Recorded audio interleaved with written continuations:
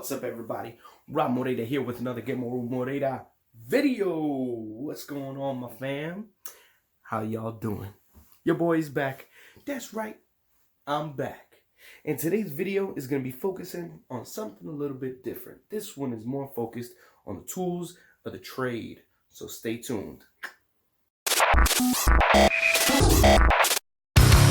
Here's another Get More video with the VO hustler himself, Rob Moreira.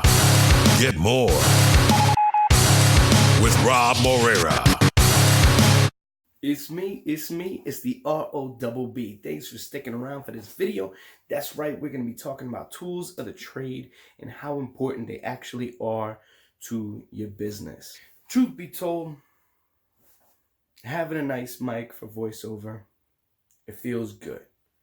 But is it going to be the thing that's going to get you more work? No. Is there a microphone out there that's going to make you sound like $1 million? Not really. No, there isn't. There really isn't. The mics aren't magical, okay? They are just vessels to take your voice, to make it digital, and send it into your computer so you can then send that audition out. So they'll do very light lifting, but they ain't gonna make you sound like Barry White or anything if that's what you're trying to sound like. You're not gonna sound like John LaFontaine. Sorry, but microphones don't work like that. Okay, boo. But anyways, I want to talk about the mics that I used to use. Because you know what? I got some fly mics. Now. But when I first started, you gotta start somewhere, right? And I auditioned, and I booked with the mics that I used to rock with. So just for the sake of perspective, I want to show you what those mics actually were. So let's start off with the first mic I ever used. Now, I don't have it anymore. I did give it away to a fellow aspiring actor because that's what I do.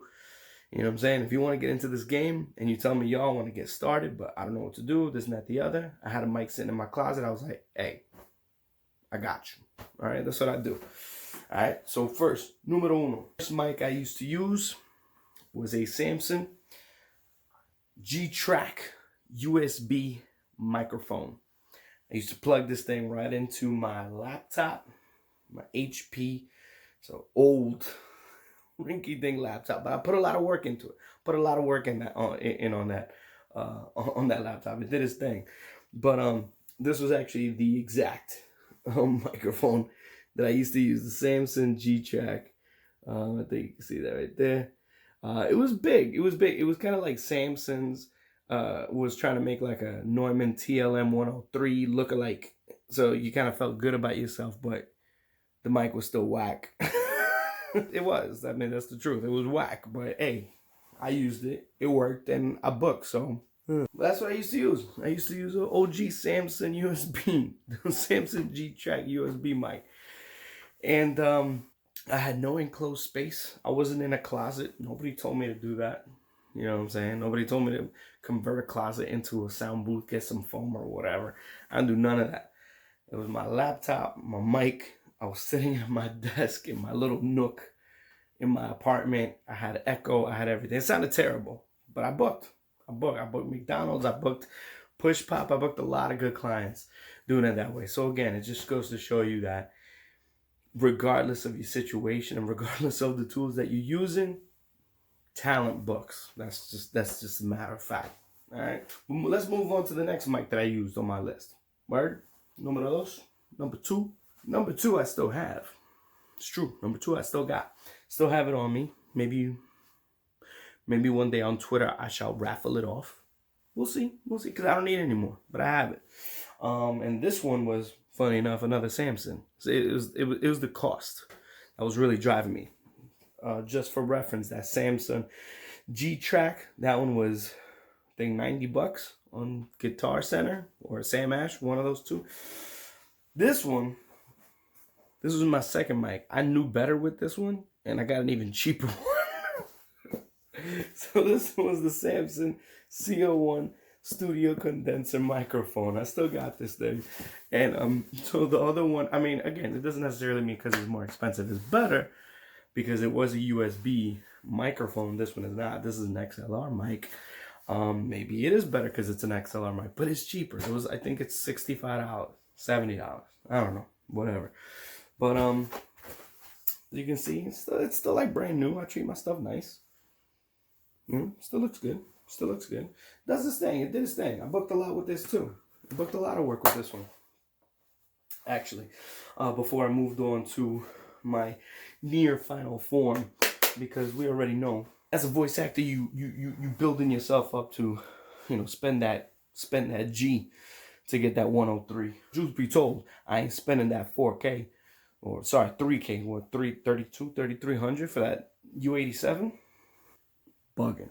Not gonna happen. But I did upgrade from there. This is what I currently use right now. Now, I'm thinking I may do a Neumann TLM 103 one day. Maybe. I don't know. Truth be told, I don't think so, because I actually really like this microphone. The Booth Junkie, Mike Delgadio, he did a video, he did a shootout between this mic and I think he did it against the U87, if I'm not mistaken. I believe it was a U87. But I'll put a link to his video in my description. But after I saw the video, I was floored. I was like, hey, I think I gotta get this mic. It's the MXL Signature Series Harlan Hogan VO1A microphone. Now this thing's a rock star. I like this thing. I like this mic a lot. The lows are really nice. The highs are not too like pitchy and scratchy. Now here's the thing. I did technically skip a mic. It's just I don't have it here. But I do have a Rode NT1A, but I use that one at another location where I actually record during the week. So I do have a Rode NT1A, where the Rode NT1A, for me, I feel like it has, like, on the high end, it's a little scratchy, it's kind of pitchy. I don't know. I don't think it's very flattering for a male voice. I feel like female voices might be better off with the NT1A, though if you're going with a Rode and you're doing an NT1, stick with the NT1, male and female. I think that's the better way to go. Again, don't get me wrong, I still use the NT1A and I still book clients on my NT1A. I still record on that thing, so it does the job. If I could go back, I would have bought the NT1 as opposed to the NT1A. But either way, Rode NT1A, still good mic. I still book off of it. Whatever. I still do my thing. But this one right here, this Harlan Hogan, this thing is just cherry. I love this thing. I sound awesome with this thing.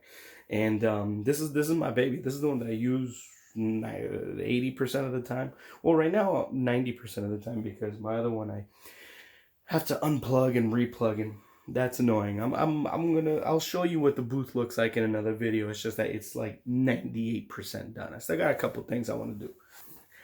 I did just recently acquire that joint, Sennheiser. Now y'all already know the MKH416. This is one of the Mac daddies in terms of microphones. This is a shotgun microphone, really big for people that like that do promos. A lot of promo voice artists swear by this thing. A lot of people swear by it as an awesome travel mic. Some people just use it as their VO mic. Like this is it. This is my jam. This is my tool. And I don't blame them. Sennheiser makes fantastic microphones. They do. That's just facts. That's facts. You know what I'm saying? The Sennheiser, it's a killer. It's a killer mic. It's a gorgeous mic. Makes you sound amazing. That's why I had to cop one myself.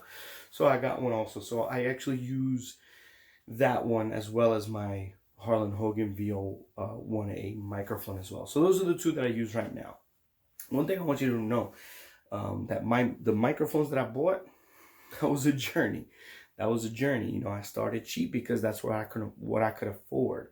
And then I moved on to things that were more expensive because my business became more lucrative. Now we're talking about a 6-year time span. This didn't happen over a couple of months. This was me, you know, building up my business, saving this money. All the money that I spend on voiceover is money that I earned through voiceover. So I can comfortably say all the money that I put into my equipment, into my booth, into this light here, all of this stuff, I paid with my voiceover money. So the business is sustaining itself. I take the money and I reinvest it into the business so I could get better things, so I could operate more appropriately, not just for my clients, but for y'all out there too. But it's a journey. It's a journey, you know what I'm saying? So if you're just starting in this journey and you got a USB mic and it's plugged into your tablet and that's what you're recording with, then let it rock. Let it rock. Do the thing. As long as you got your talent, then you're all right. Now you got to remember, talent has to be refined. So if you're going to spend your money, don't spend it just starting your VO career and getting one of these. That is not a wise way to spend your money. Now, I'm not telling you how to spend your money, but truth be told, if you're just starting in this game, do not spend your money on a 416. Get yourself just a decent mic. You could get the Rode NT1 for like $200. That's a great mic to start with and do a lot of damage with. You can do a lot of damage with the NT1. But the thing is that you should be spending that money on coaching. You should spend that money doing workshops, agent nights, whatever, meet the casting director.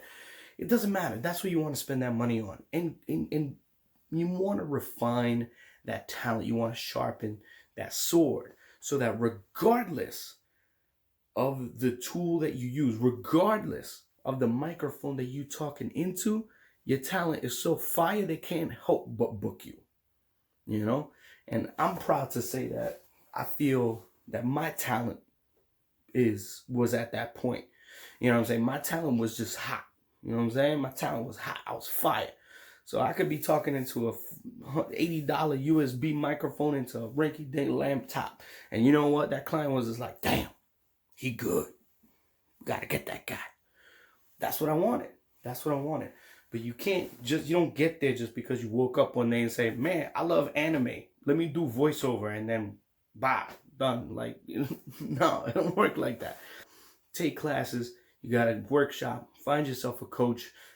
You could talk to me if you want, whatever the case may be, but you want to keep refining your talent, refining your craft. That's what you want to do. Take acting classes, take improv classes, whatever you think you got to do to make you better. Everybody says you got to take these classes. You also got to you have to take this. You have to do.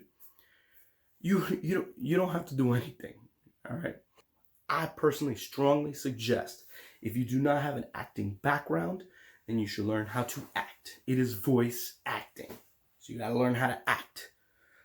Now, if you do have an acting background, I think you're straight. Take a couple of voiceover workshops and just learn the lingo, learn the business, and then do that. And then you'll learn the biz, and then you can move from there. You know what I'm saying?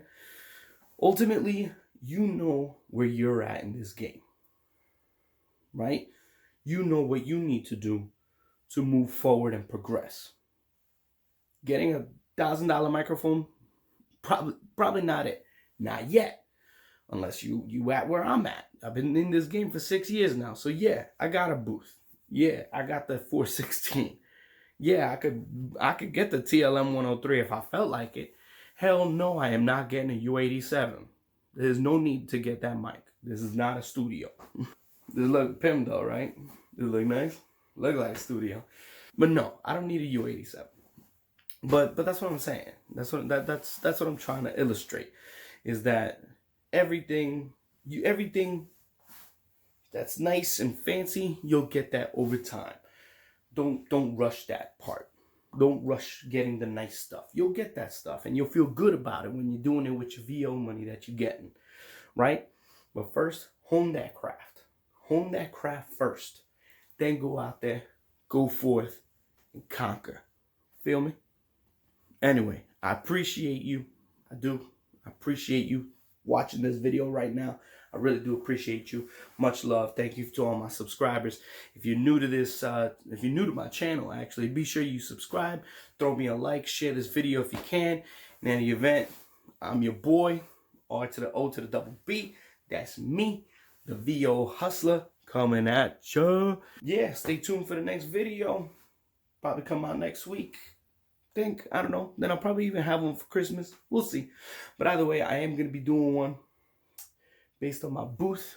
So once that's complete, I'll shoot that video out And then I will also have a video of me doing impressions. I don't know what that's gonna look like, but I think we're gonna have a good time, huh? Yeah? You're talking to me?